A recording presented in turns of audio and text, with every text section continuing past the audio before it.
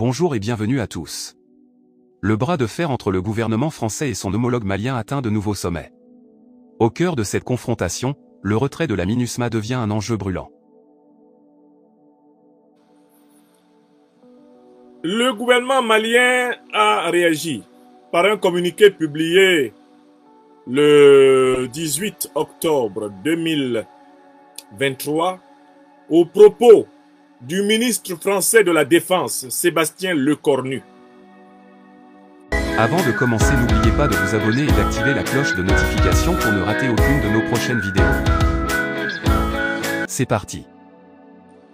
La réaction du gouvernement malien nous éclaire sur les enjeux profonds et les complications qui apparaissent au fur et à mesure de l'application de la résolution 2690 du Conseil de sécurité des Nations Unies qui a ordonné le retrait total de la MINUSMA, mission des Nations Unies pour la déstabilisation du Mali, qui s'était abusivement appelée MINUSMA, mission des Nations Unies, soi-disant pour la stabilisation du Mali. Alors, quelle est la méthode que nous allons adopter pour examiner cette affaire, qui est l'unique sujet de notre direct de ce soir? Nous allons commencer par retrouver les propos de M. Sébastien Lecornu. Et il faut que tout le monde les ait entendus. Ensuite, nous allons faire reprendre connaissance de la déclaration du gouvernement du Mali à travers l'homme à la parole orthogonale, le docteur-colonel Abdoulaye Maïga, ministre d'État de l'administration territoriale, porte-parole du gouvernement de la République du Mali. Et seulement après avoir rétabli ces empirismes, ces éléments de base, nous allons procéder à l'analyse de l'enseignement de ces deux communications, où nous allons voir que le retrait de la MINUSMA est en réalité d'une importance fondamentale pour toutes les Africaines et pour tous les Africains, car il s'agit de l'une des étapes de la libération du continent africain du néocolonialisme, de l'impérialisme, du racisme et du négrisme, dont ce continent a souffert depuis plus de 600 ans par la faute des puissances négrières occidentales et orientales, par la faute des puissances coloniales occidentales, la France, la Grande-Bretagne,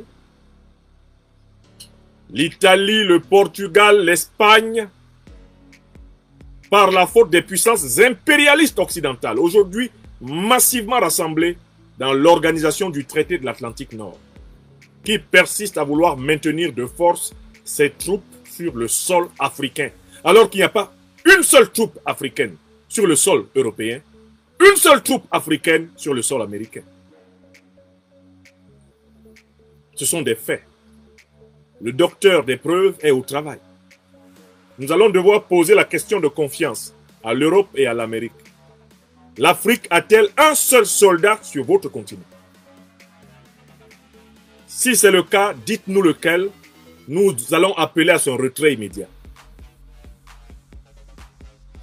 Si ce n'est pas le cas, retirez vos soldats d'Afrique. Retirez vos soldats d'Afrique et ne comptez sur aucune intimidation pour que les Africains reculent du moindre micron, du moindre centimètre carré. Retirez vos soldats du sol africain. Européens, Américains, retirez vos soldats du sol africain, car il n'y a aucun soldat africain qui occupe contre la volonté de qui que ce soit le sol européen ou le sol américain. Encore moins le sol asiatique. L'Afrique n'occupe personne militairement. L'Afrique ne veut plus jamais être occupée militairement par personne. Alors, nous allons nous mettre sérieusement au travail, cela étant clairement affirmé. Nous allons donc retrouver les propos du ministre français de la Défense, M. Sébastien Lecornu. M. Lecornu, puisque c'est de lui qu'il s'agit, M. Lecornu va d'abord parler, parce qu'en fait, lui, il s'est exprimé depuis le 11 octobre. Monsieur Lecornu, puisque c'est de lui qu'il s'agit, s'est exprimé depuis le 11 octobre. Et ses propos auraient pu échapper à certains. Donc nous allons les retrouver et en donner lecture à l'opinion. Veillez à ce que le plus grand nombre de nos contemporains ait bien entendu ce que dit Monsieur Lecornu, puisque c'est de lui qu'il s'agit. Examinons les propos de Monsieur Lecornu. Voici ce qu'il a dit et ses propos sont rapportés par la chaîne publique Sénat. Voici, je vais sur le site de la chaîne Public Sénat Actualité et je retrouve Monsieur Lecornu. Alors, qu'est-ce qu'il dit? Le ministre des Armées, Sébastien Lecornu, alerte sur la résurgence massive du terrorisme, du risque terroriste au Sahel. Citation. Il pourrait y avoir une partition du Mali dans les semaines ou les mois qui viennent. Met en garde le ministre des Armées, auditionné par le Sénat sur la première exécution de la loi de programmation militaire dans le budget 2024. Je retrouve encore ses propos. Je vais plus loin pour retrouver ses propos.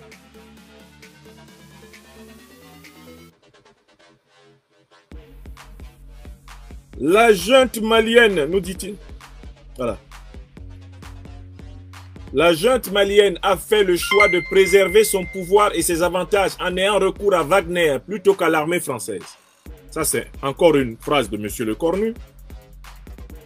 Le Sahel est de nouveau face à un risque terroriste absolument majeur, avec un risque quasiment immédiat dans les semaines qui viennent sur la sécurité du Mali.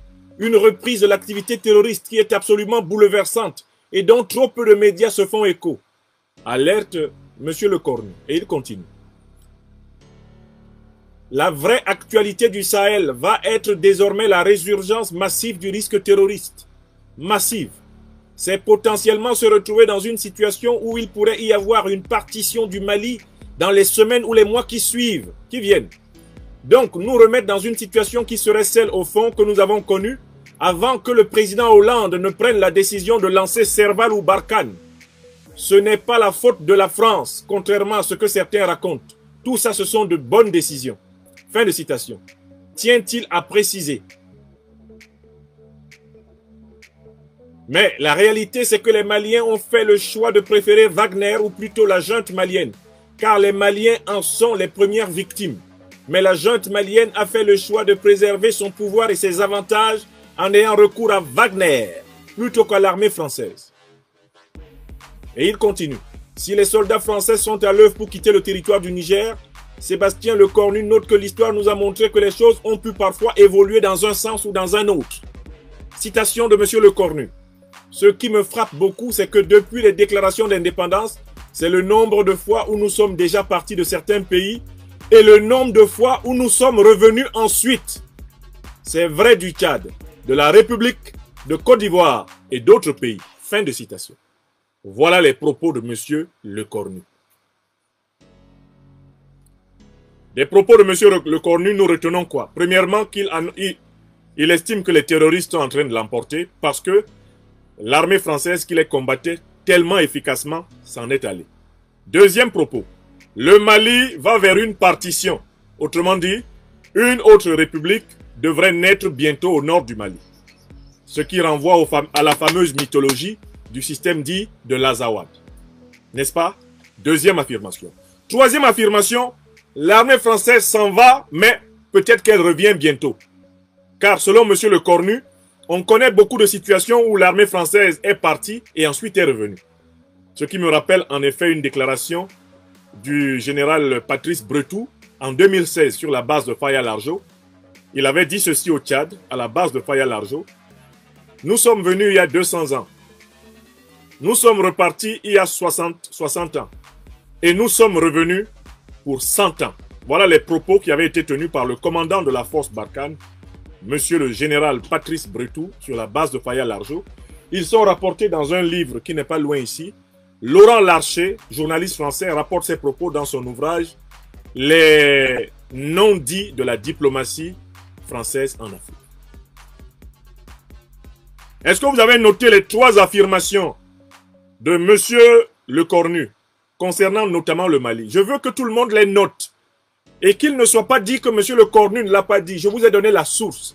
La source, c'est la chaîne Public Sénat. La chaîne Public Sénat est la source des propos que je viens de citer. Je n'ai rien inventé. D'accord? Donc, avant d'écouter la réponse du gouvernement malien, je voudrais donner des réactions sur les 3 idées clés du propos de M. Lecornu, en tant qu'analyste politique, scientifique de la politique africaine, en tant que philosophe et citoyen. Premièrement, M. Lecornu dit que le retrait de l'armée française coïncide avec l'augmentation des attaques terroristes. Cela est faux. Factuellement, c'est faux. Depuis le retrait de l'armée française, au contraire, les attaques terroristes ont baissé. Quelle est la preuve? Elle est donnée par une enquête indépendante qui a lieu au Mali une fois par an et elle est faite par une fondation qui s'appelle la Friedrich Ebert Stiftung. C'est une fondation allemande qui met en place un sondage appelé le Malimètre. Le Malimètre 2023 reconnaît massivement, sur la base d'une enquête menée sur toutes les régions du Mali, que la situation sécuritaire s'est améliorée. 1. Depuis le retrait de l'armée française. 2. Depuis que l'armée malienne a désormais et entièrement assumé la responsabilité de la sécurisation de son territoire avec des alliés qui n'ont pas participé à la destruction du Sahel à travers la déstabilisation de la Libye. J'avance en donnant des références pour ceux qui, en France, veulent aller savoir pourquoi M. Lecornu se trompe. La réalité au Mali, c'est que le risque terroriste a baissé depuis que le gouvernement dirigé par le président Assimi Goïta est au pouvoir. Alors que ce risque n'avait fait qu'augmenter de 2013 jusqu'à 2021 de manière continue. La raison est toute simple. L'armée malienne n'avait plus d'armée de l'air. L'armée malienne n'avait plus de marine. L'armée malienne ne possédait plus de renseignements aériens. L'armée malienne n'avait même plus une dotation militaire. Elle n'avait même plus la capacité de mener une guerre au sol. C'est la raison pour laquelle, en 2013, le Mali, sous Dioncounda Traoré, président intérimaire, faisait appel à la France de François Hollande pour l'aider à stopper ce qu'on appelait faussement alors les djihadistes, alors qu'il s'agissait des terroristes qui avaient été dépêchés par l'OTAN pour déstabiliser le Mali. Pendant 10 ans, l'échec de toutes les armées, que ce soit françaises ou de l'ONU, présentes sur le sol malien est incontestable. Le terrorisme, en 2013, était localisé dans le nord du Mali. En 2021, le terrorisme avait métastasé sur tout le territoire. L'échec de la lutte antiterroriste française, onusienne et de l'armée malienne sous les présidents avant Assimi Goïta, l'actuel président du Mali, c'est un échec scientifiquement incontestable. Je mets au défi qui que ce soit contestant mes thèses de m'appeler au tribunal correctionnel parce que je dis que ce que M. Lecornu a dit est faux. Si M. Lecornu n'est pas d'accord avec moi, eh bien s'il estime que mes propos sont diffamatoires, le meilleur endroit c'est le tribunal correctionnel. M. Niamsi, philosophe, analyste politique, dit que l'armée française a échoué dans sa lutte antiterroriste au Mali. Que l'armée malienne, avant 2021, a échoué. Que toutes les armées de l'ONU, soit pratiquement plus de 50 000, 60, 70 000 hommes, tous ont échoué. C'est ce qu'il dit. Et il dit qu'il a pour cela la documentation. On va prendre la carte des attaques, la carte de la descente du terrorisme du nord vers le sud du Mali. Et on va regarder la carte des attaques en 2023. À l'instant où je vous parle, on va comparer les deux cartes. Ça ne sera pas compliqué. On le fera avec un vidéoprojecteur, un PowerPoint Et de ce point de vue, je ne crains pas que devant n'importe quelle assemblée d'hommes doués de raison, il soit clairement démontré que la lutte antiterroriste a redoublé en efficacité depuis l'arrivée du président Assimi Goïta et de ses compagnons, la révolution du Malikoura, que jamais auparavant, jamais l'armée malienne n'avait été capable de faire aussi bien face qu'aujourd'hui. Et on peut appliquer le même raisonnement au Burkina Faso. On peut appliquer le même raisonnement au Niger. Jamais l'efficacité n'avait atteint le niveau qu'elle a atteint. Ça, c'est la première idée qu'on trouve dans la déclaration de M. Le Cornu. Qu'il me soit permis maintenant de critiquer la deuxième idée. Alors, M. Le Cornu dit que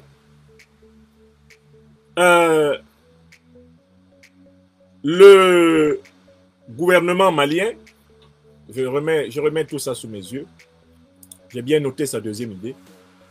Alors, il dit que le gouvernement malien a choisi de se débarrasser de l'armée française et de combattre les terroristes avec Wagner, c'est-à-dire avec l'armée russe. Puisque tout ce qu'on appelle Wagner ou tout cela, ça n'a aucun sens pour les Africains. Le Mali a signé un accord de coopération militaire avec la Russie. C'est dans le cadre de l'accord de coopération militaire entre le Mali et la Russie qu'il y a des soldats russes qui sont donc des alliés et qui sont aux côtés de l'armée malienne. Ça, c'est connu. Ça, c'est le premier point. Allons plus loin. Il faut rappeler que M. Le Cornu a tort de considérer que la décision malienne n'est pas fondée. Pourquoi? Parce que d'abord, en 2013, l'armée française a empêché l'armée malienne de reconquérir le nord du territoire. Elle s'est interposée, permettant ainsi au MNLA et aux terroristes de maintenir leur emprise sur la ville de Kidal et la région qui l'entoure. Ça, c'est un fait. Et c'est ce fait qui est à l'origine de la rupture de confiance entre les autorités françaises et les autorités maliennes. Il y a une vidéo récente où une avocate franco-malienne nommée Aminata Niakate rappelle ce fait devant le principal responsable de cette forfaiture, l'ancien président français François Hollande. C'est une émission sur une chaîne publique, je pense France 3 ou France 5. Je vous la retrouverai et je la mettrai sous cette vidéo, puisque j'avance avec des preuves. Aminata Niakate dit « La rupture de confiance entre les autorités françaises et les autorités maliennes a eu lieu lorsque l'armée malienne, le gouvernement malien et les populations maliennes se sont rendus compte que l'armée française empêchait l'armée malienne de reconquérir la totalité du territoire malien, protégeait les sécessionnistes, les partitionnistes, protégeait les terroristes. Madame Aminata Niakate le dit face à M. François Hollande, ancien président de la République, et François Hollande ne pipe pas un seul mot, tellement il est bluffé, stupéfait par l'argument. Vous retrouverez cette vidéo du face-à-face François Hollande à Aminata Niakate sur cette question. Vous la retrouverez sous la présente conférence. Si le principal responsable de l'intervention militaire de Serval au Mali en 2013, François Hollande, est incapable de piper un seul mot, quand on lui dit la rupture de confiance entre le Mali et la France a eu lieu quand les Maliens ont vu l'armée française désarmer l'armée malienne, protéger l'armée terroriste, protéger l'armée sécessionniste, protéger l'armée rebelle, empêcher l'armée malienne de reprendre le contrôle réel de son territoire. C'est à la suite de cet événement que la confiance a été rompue. Car est-ce qu'il ne faut pas rappeler ici, est-ce qu'il ne faut pas sérieusement rappeler ici que, au départ, l'intervention de l'armée française avait été perçue d'une manière extraordinairement, mais hélas, naïvement favorable par le peuple malien. Est-ce que vous savez qu'il y a de nombreux Maliens, de nombreuses Maliennes qui portent le nom du président François Hollande, qui portent les prénoms François, le nom Hollande, les prénoms Françoise, à cause de cette intervention de 2013. Est-ce que vous le savez? Il faut qu'on le dise aux Françaises et aux Français et qu'ils comprennent pourquoi ce qu'ils appellent le sentiment anti-français s'est développé en Afrique. Ce n'est pas un sentiment, c'est une résistance. C'est une lutte pour la souveraineté réelle. C'est une lutte pour la vraie indépendance. Comment pouvez-vous faire confiance à des dirigeants qui vous disent qu'ils viennent vous assister pour combattre les terroristes et qui, pendant que vous êtes en train de combattre les terroristes ensemble, vous désarment pour protéger les terroristes? Je pose cette question à mes concitoyens françaises et français. Si nous, en France, nous avions un allié qui vient nous aider à combattre le terrorisme et qui, chemin faisant, désarme notre armée en France pour l'empêcher de combattre les terroristes, est-ce que nous considérerions à partir de cet instant encore cet allié comme un allié? La réponse est évidente, dans la terre de Descartes. Maître de la logique. La réponse est évidente. C'est non.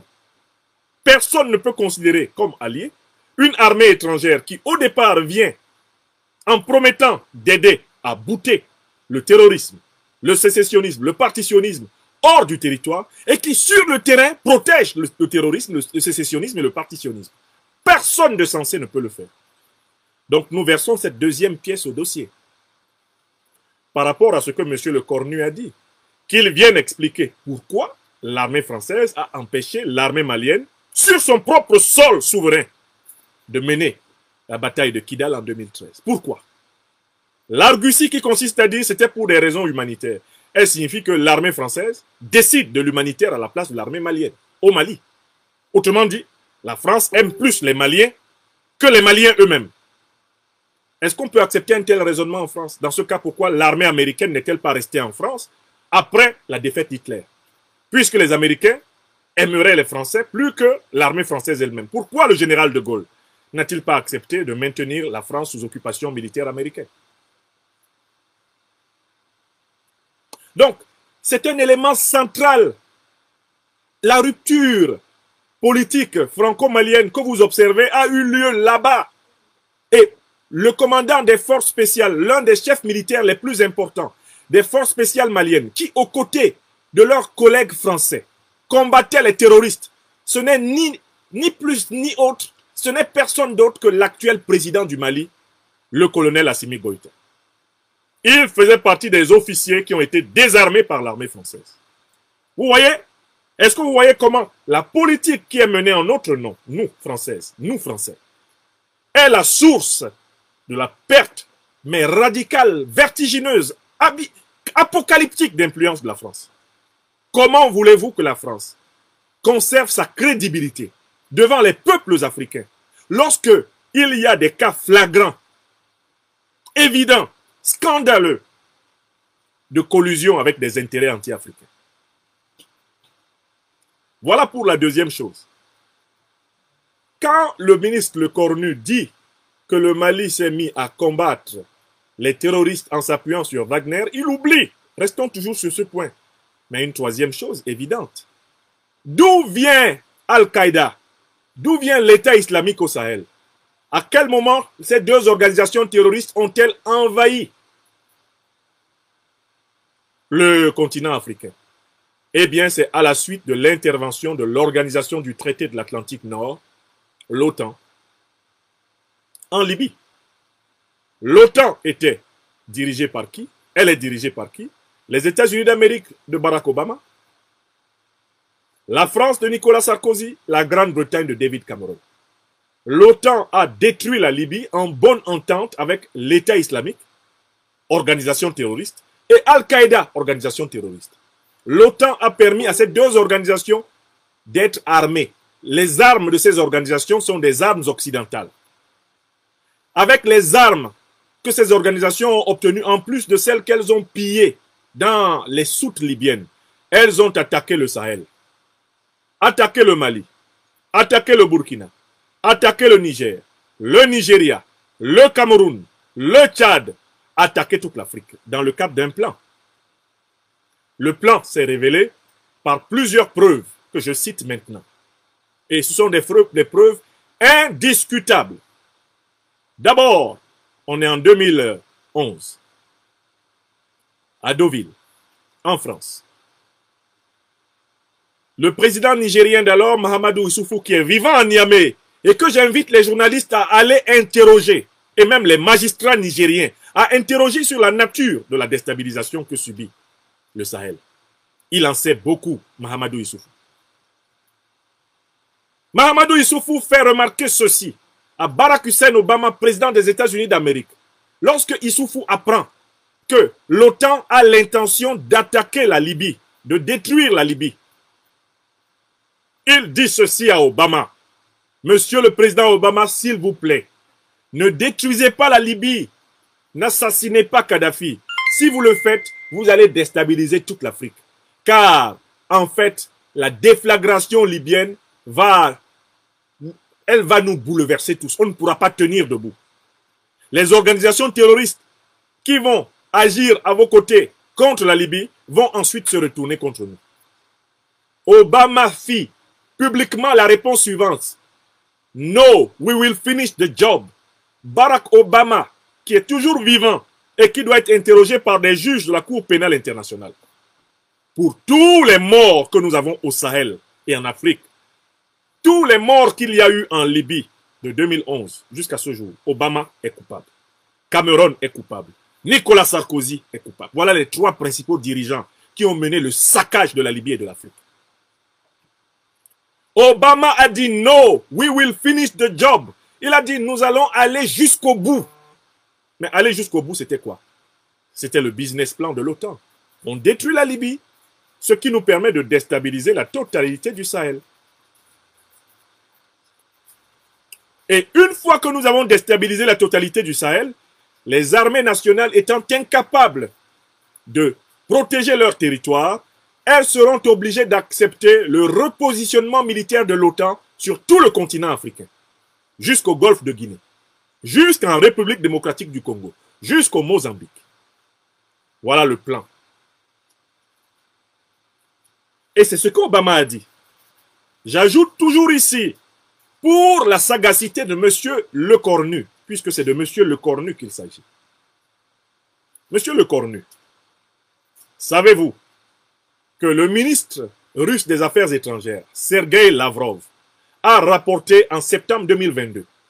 La pièce existe et elle sera versée sous cette conférence, puisque je sais que je suis écouté, y compris légalement et illégalement. Alors, voici ce qu'affirme le ministre russe des Affaires étrangères et il n'a jamais été contredit à ce propos par celui dont il parle, à savoir l'ancien ministre français des Affaires étrangères, Laurent Fabius. En 2013, lorsque la France se prépare à intervenir pour stopper ce qu'on appelle faussement alors les djihadistes, alors qu'il ne s'agit pas de djihadistes, ce sont des terroristes en bonne entente avec l'OTAN, lorsque la France décide donc d'intervenir au Mali pour stopper l'avancée des terroristes, le ministre français des Affaires étrangères de François Hollande, Laurent Fabius, l'actuel président du Conseil constitutionnel si je ne m'abuse, rencontre son homologue russe, Sergueï Lavrov, et il lui dit que la France souhaiterait que la Russie ne fasse pas usage de son droit de veto pour empêcher une résolution permettant l'intervention militaire de la France au Mali. N'oubliez pas de vous abonner et d'activer la cloche de notification pour rester informé de nos prochaines vidéos. Restez à l'écoute pour les développements passionnants à venir.